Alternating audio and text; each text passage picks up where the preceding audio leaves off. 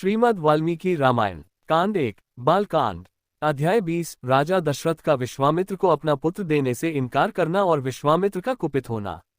विश्वामित्र जी का वचन सुनकर नृपश्रेष्ठ दशरथ 2 घड़ी के लिए संज्ञाशून्य से हो गए। फिर सचेत होकर इस प्रकार बोले, महर्षि, मेरा कमलनयन राम अभी पूरे 16 वर्ष का भी नहीं हुआ है। मैं इसमें राक्षसों के साथ युद्ध करने की योग्यता नहीं देखता।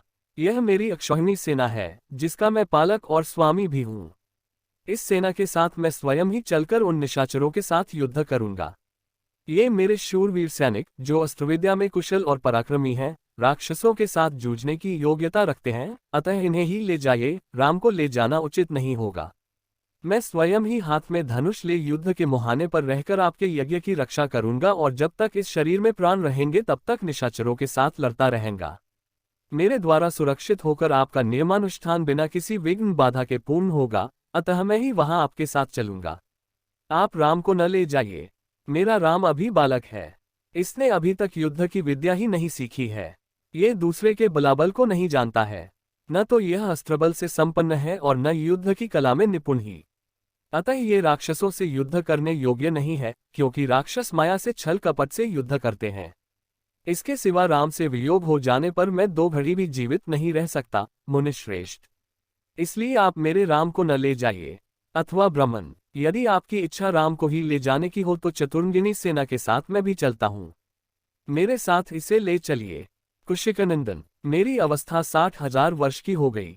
इस बुढ़ापे में बड़ी कठिनाई से मुझे पुत्र की प्राप्ति हुई है, अतः आप राम को न ले जाइए। धर्म प्रधान राम मेरे चारों पुत्रों में ज्येष्ठ है, इसलिए उस पर मेरा प्रेम सबसे अधिक है, अतः आप राम को न ले जाइए। वे राक्षस कैसे पराक्रमी हैं, किसके पुत्र हैं और कौन है? उनका डील डौल कैसा है? मनीश्वर, उनकी रक्षा कौन करते हैं? राम उन राक्षसों का सामना कैसे कर सकता है? ब्राह्मण, मेरे सैनिकों को या स्वयं मुझे ही उन मायायोधी राक्षसों का प्रतिकार कैसे करना चाहिए? भगवान, ये सारी बातें आप मुझे बताइए। उन दुष्टों के साथ युद्ध में मुझे कैसे खड़ा होना चाहिए, क्योंकि राक्षस बड़े बलाभिमानी होते हैं। राजा दशरथ की इस बात को सुनकर विश्वामित्र जी बोले, महाराज, रावण नाम से प्रसिद्ध एक राक्षस है, जो महर्षि पुलस्त्य के कुल में उत्पन्न हुआ है। उसे ब्रह्मा जी से मुहमांगा वरदान प्राप्त हुआ है, जिससे महान बलशाली और महापराक्रमी होकर बहुसंख्यक राक्षसों से घिरा हुआ वह निशाचर तीनों लोकों के निवासियों को अत्यंत कष्ट दे रहा है। सुना जाता है कि राक्षसराज रावण विश्रवा मुनि का औरस पुत्र तथा साक्षात कुबेर का भाई है। वह महाबली निशाचर इच्छा रहते हुए भी स्वयं आकर यज्ञ में विघ्न नहीं डालता, अपने लिए इसे तुच्छ कार्य समझता है। इसलिए उसी की प्रेरणा से 2 महान बलवान राक्षस मारीच और सुबाहु यज्ञों में विघ्न डाला करते हैं।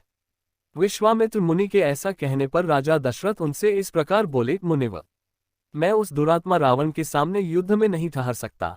धर्मज्ञ महर्षि, आप मेरे पुत्र पर तथा मुझ मंदभागी दशरथ पर भी कृपा कीजिए, क्योंकि आप मेरे देवता तथा गुरु हैं। युद्ध में रावण का वेग तो देवता, दानव, गंधर्व, यक्ष, गरुड़ और नाग भी नहीं सह सकते, फिर मनुष्यों की तो बात ही क्या है। मुनिश्रेष्ठ, रावण सम्रांगण में बलवानों के बल का अपहरण कर लेता है, अतः मैं अपनी सेना और पुत्रों के साथ रहकर भी उससे तथा उसके सैनिकों से युद्ध करने में असमर्थ हूँ। ब्राह्मण, यह मेरा देवोपम पुत्र युद्ध की कला से सर्वथा अनभिज्ञ है। इसकी अवस्था भी अभी बहुत थोड़ी है, इसलिए मैं इसे किसी तरह नहीं दूंगा। मारीच और सुबाहु सुप्रसिद्ध दैत्य सुंद और उपसुंद के पुत्र हैं। वे दोनों युद्ध में यमराज के समान हैं। यदि वे ही आपके यज्ञ में विघ्न डालने वाले हैं तो मैं उनका सामना करने के लिए अपने पुत्र को नहीं दूंगा, क्योंकि वे दोनों प्रबल पराक्रमी और युद्ध विषयक उत्तम शिक्षा से संपन्न हैं। मैं उन दोनों में से किसी एक के साथ युद्ध करने के लिए अपने सुहृदों के साथ चलूंगा, अन्यथा यदि आप मुझे न ले जाना चाहें तो मैं भाई बंधुओं सहित आपसे अनुनय विनय करूंगा कि आप राम को छोड़ दें। राजा दशरथ के ऐसे वचन सुनकर विप्रवर कुशिकनंदन विश्वामित्र के मन में महान क्रोध का आवेश हो आया। जैसे यज्ञशाला में अग्नि को भलीभांति आहुति देकर घी की धारा से अभिषिक्त कर दिया जाए और वह प्रज्वलित हो उठे, उसी तरह अग्नितुल्य तेजस्वी महर्षि विश्वामित्र भी क्रोध से जल उठे। जय श्री राम, जय श्री राम, जय श्री राम।